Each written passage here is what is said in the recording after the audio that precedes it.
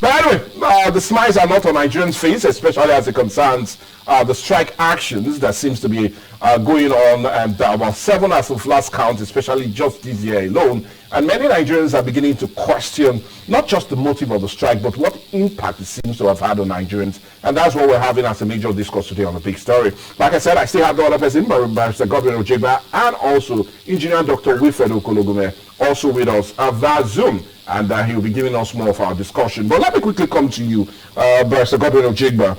Well, just like I asked him initially, many Nigerians are not comfortable with the strike, and it seems to be having a negative impact on them.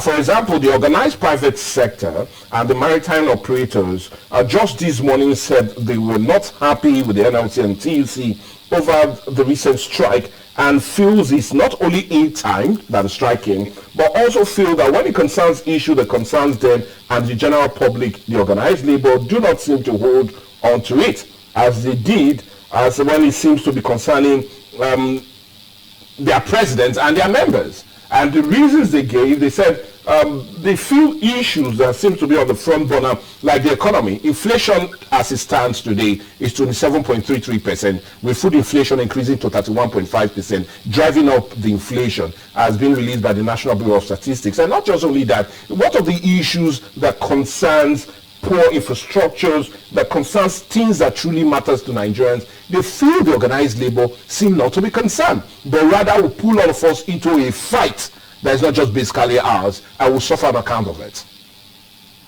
What's your reaction to that? Do you feel there's this total disconnect between organized labor and what they feel they need, and not really standing up for Nigerians and fight for what truly matters, like the poor economy and the growing insecurity in the country? Well, let me reiterate that on this program, I said before, that things that touch us first shall be first served.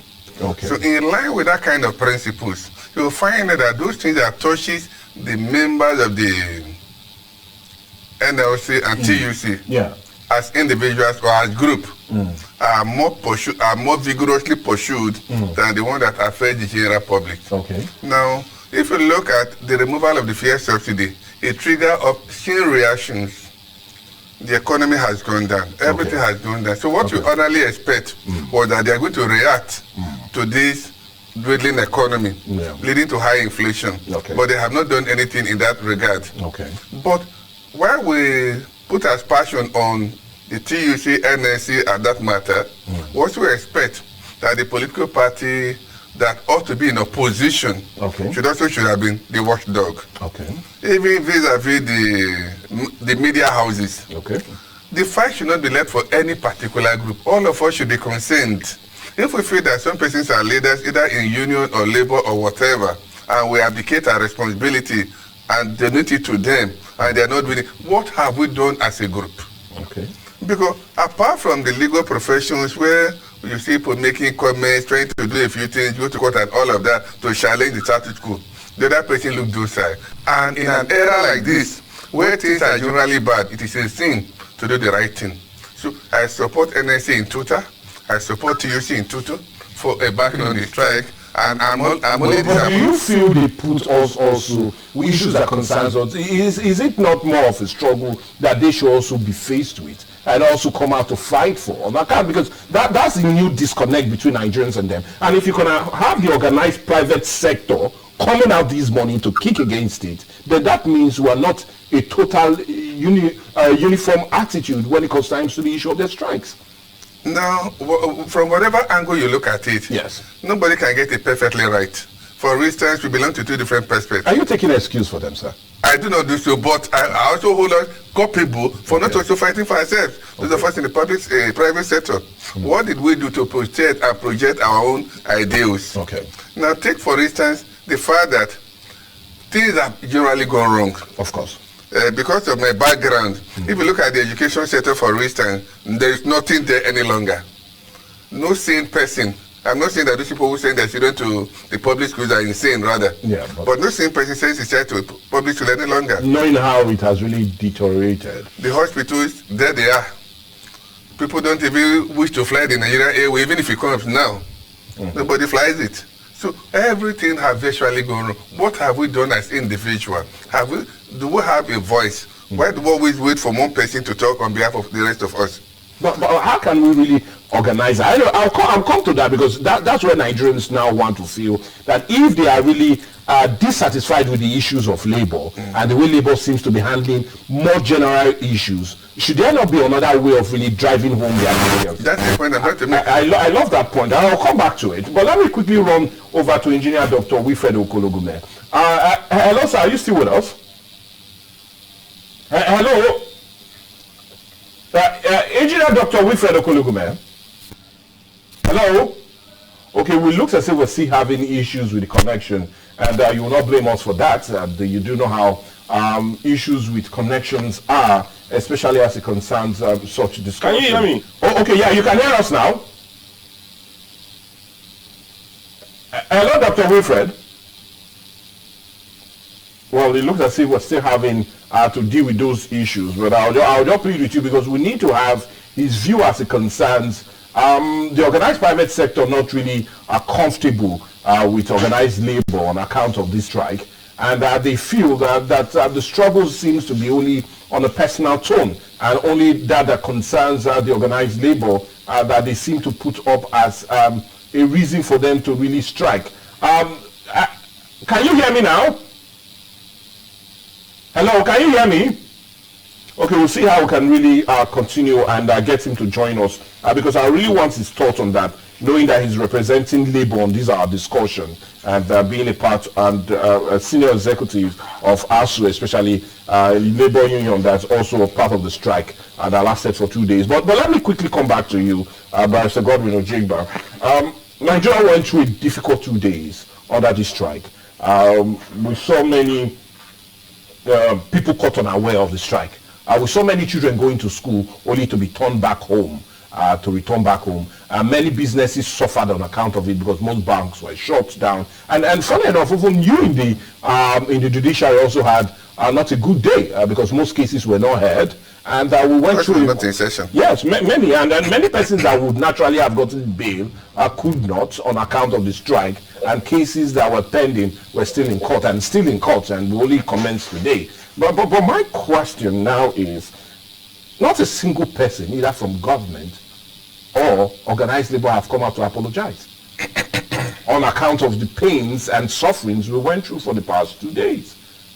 Should it stand, or should we, like you said, that seem not to have a voice, now have a voice to call on persons to stand on account of the sufferings they put Nigerians into? A war that we did not start, but rather we are also being faced with, and we suffered on that account. So should we not, as Nigerians, expect a public apology, either coming from organized labor or government, for failure to also make heed to the request of labor? Should we always just be pushed aside? Nobody comes to think about how we feel, and is a public apology out of place at this time? Well, in developed clime, yes, what you are saying will be relevant. Okay. In our clime, for instance, it is not in our character for government to know that the people exist. Okay. Now, I have never heard it in the past 60 years that government came to apologize for actions or inactions that affected the people adversely. Okay. So in this same manner, it will be a surprise. The biggest surprise to me, if government come out publicly to say, look, my people, or the president addresses the country and says, look, we apologize because of the suffering we inflicted on you, occasioned by the strike that we also engineered. Okay. They call that if the president of this country was attacked, maybe in Israel or in anywhere, is attacked, it cannot be personal thing. Okay. Joe Ajero went to Wiri, not as Joe Ajero, went there as the president of NLC. Just like stated by Wilfred Okologume. He went in that capacity, and having gone in that capacity, it cannot be a personal thing. Okay. He represents the entire labor force, the workforce. So to that extent, what they started was a very good thing. My only anger is that they don't push to the very end. Of course, some persons have been arrested. Go a step further to ensure that these persons are charged to court And while the proceeding is in progress and you see how the proceeding goes, then you can actually will have confidence that there is something that will come out of this one. Okay. I can assure you that after today, nothing else will be heard on the matter again. Well, it will be a sad taste in our mouth if nothing is being heard, especially on account of how much Nigerians have suffered on account of it. But let's see if we really return back to Engineer Dr. Wilfred Okologume. It looks as if we've now had a clear connection with him as it accounts to us really getting his thoughts on it. Can you now hear me? Hello? Hello? Okay, we're really still having those network issues, and I will just see how I can hear you. Oh, can you hear me now better? Yes, I can hear you now. Oh, but nice having you back, and we're quite sorry for putting you on hold since it's no fault of ours but that of the connection. But anyway, let's quickly return to our discussion. I was really forced to ask. Nigeria seems to be a bit disconnected with the issues of labor in recent times, and a clear reflection of that is the statement that was accredited to the organized private. Mr. Mike, I'm getting some other voices, please.